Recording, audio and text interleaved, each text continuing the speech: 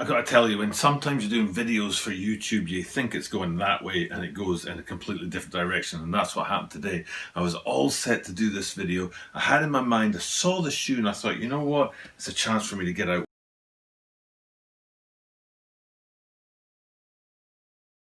A few moments later. One of my favourite shoes from the collection, the Sakai BLAZERs, and do a sort of comparison. There's certain things about today's shoe that really go with that shoe. So I was all set for that. You know, I'm looking at the shoe, researching it, checking out different places, different sites, different social media, and expecting to be able to talk to you guys about that today. And I still can do that, and I still will do that. But what actually is going to happen is we're going to focus on a whole different part of the shoe first, because there's a massive thing going on with this shoe that I didn't realize until I got to the very last moment of checking it out and researching it for you guys out there. So we'll get into that first. We'll go with that new thing that I didn't realize was there until the very end, and then we'll take a comparison look at these blazers that I've got right here, the Sakai blazers from earlier this year. So without further ado, let's get into this. The slightly unknown name of the upcoming release of the Nike BLAZER Mid 77 Infinite Blue or Deep Royal Blue.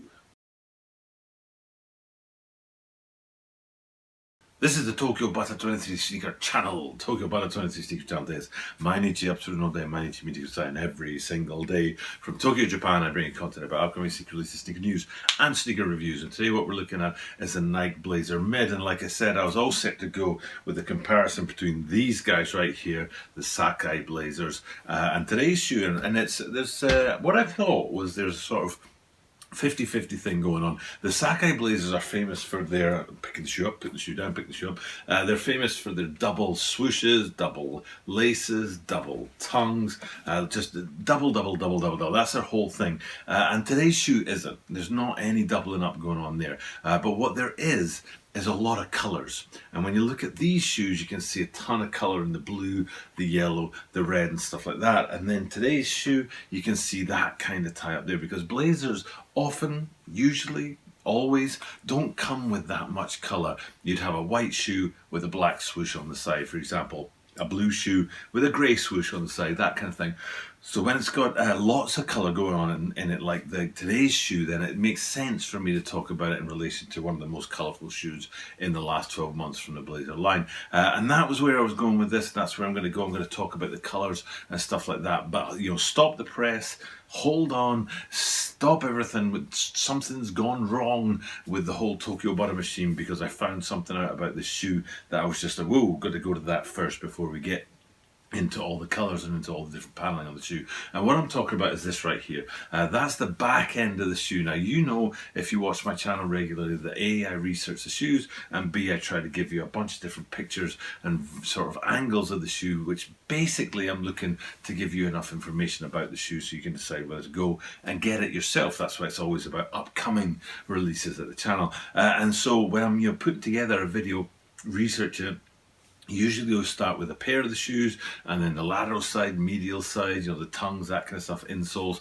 And it's towards the last, you know, couple of moments in researching a video that I'll get to the heel and the outsole on a shoe. But when I got to this, I was just like, whoa, seriously, I was not expecting the back end of this shoe to look like this. That's just funky looking. And what I'm talking about is the piping, and it's the piping that's one of the main features on this shoe. It wraps around 3 distinct different places on the shoe, including the swoosh. And because it wraps around the swoosh, when the swoosh sort of draws together into a narrower line towards the back of the shoe, those pipes kind of pull together as well. And when they meet in the middle, you get this effect right here, and it's very, very cool. But I just didn't realize how much the piping played a big part in this shoe until I looked at the heel like this. So that kind of overtook the whole color and the color blocking and the sort of unique colorway that is this shoe, and it became more about that piping and more about those details. So I will still go through the shoe.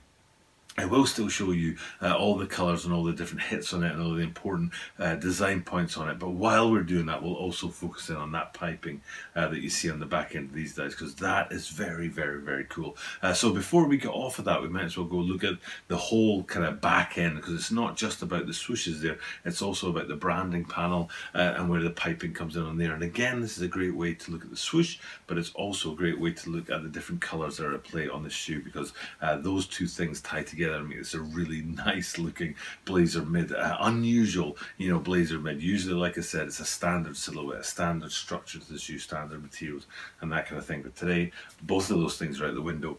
Piping and colour, that's what we've got in this shoe today. So that's the back end of the shoe. I suppose it makes sense now to go to the lateral side and have a look at the swoosh itself and zoom in on there, which is a red swoosh. I think I'm right in saying the top pipe is yellow and the bottom pipe is light blue, and I think they meet right at the tip of the swoosh up there, and then, you know, feed their way back. So yellow, red and blue, a lot of colour going on in just that little swoosh there, but the piping effect wrapping around it, giving it a unique kind of border instead of the stitching that you'd normally see on there. And all of that takes place on the what would you say, it's the word escapes me, it's what's the fabric that painters paint on it? Collage is stuck in my mind, but that's not what I'm looking for.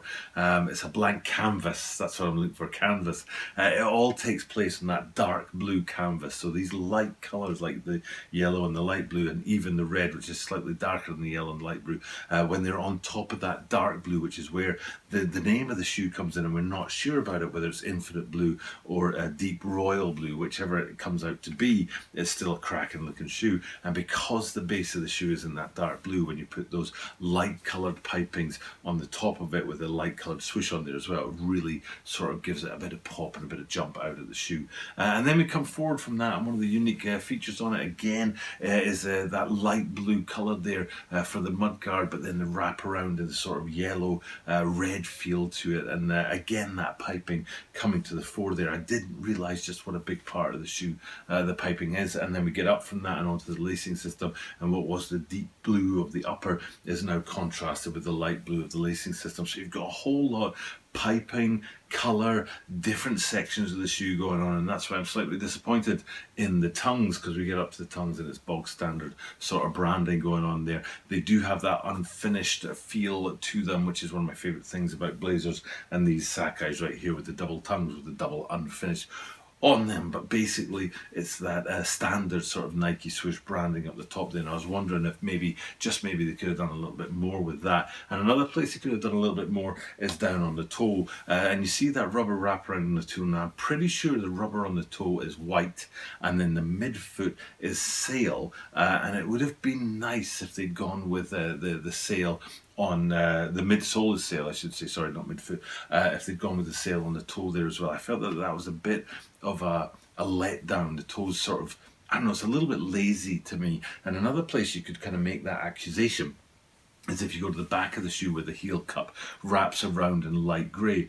But I disagree. I think it actually looks good. Now, if we flip it out to the Air Max 95 Freddy Krueger from earlier this year for the Halloween holiday, I was very critical of the toe on that, because of that sort of grey just seemed to not have any connection to the rest of the shoe. Seemed like a completely different design element from a completely different shoe.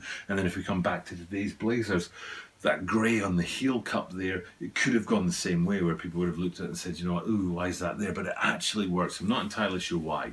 I don't know why grey on a very blue and yellow and red shoe would work, but for me it just does fit in with the rest of the shoe, and it does actually work. So anyway, back out looking at the whole shoe, that grey panel on the back, the red swoosh with the yellow and blue piping around it, the dark blue that everything sits on, and then the light blue lacing system, and it's just a really cracking looking shoe. I didn't expect to see this. Like I say, if we go back to the heel, one of the reasons I was looking at the heel was because of the branding. There was a hint of the branding on the back of the tongues on a different angle, and I wanted to see what it was. So when I looked at the heel, I was expecting to see that branding on the back of the tongues there. I think it says something like D/MS/X or something like that, but that's what I wanted to focus in on. But then when I looked at that, I was like, wow, it's the piping that is everything on this shoe. So it really is A cracking looking shoe, a really great colorway, lots of details in there. The colors are great, the different sections of the shoe are great, and the piping that finishes it all off is just taking it to a whole next level. So for me, a very cool shoe, a very nice blazer that's coming down the line. It'll be dropping sometime in early December. I'm putting my money on December the 4th, but I'm not entirely sure when that's going to be. Maybe you know in the comments down below and you can tell us all. But for now, that's what I'm going for, is December 4th. As far as I'm concerned, that's where this shoe is going to be, and it's a very fine shoe. So if you're interested, put your hand in your pockets, get your money out, and go grab yourself a pair. A very fine shoe. Okay, it's time for me to sign off, and thank you guys for checking out the content. I'll do what I do at the end of every single video and finish this one up with the same thing that I say every single time, which is that because I do this every single day, that means that you are guaranteed to see me tomorrow.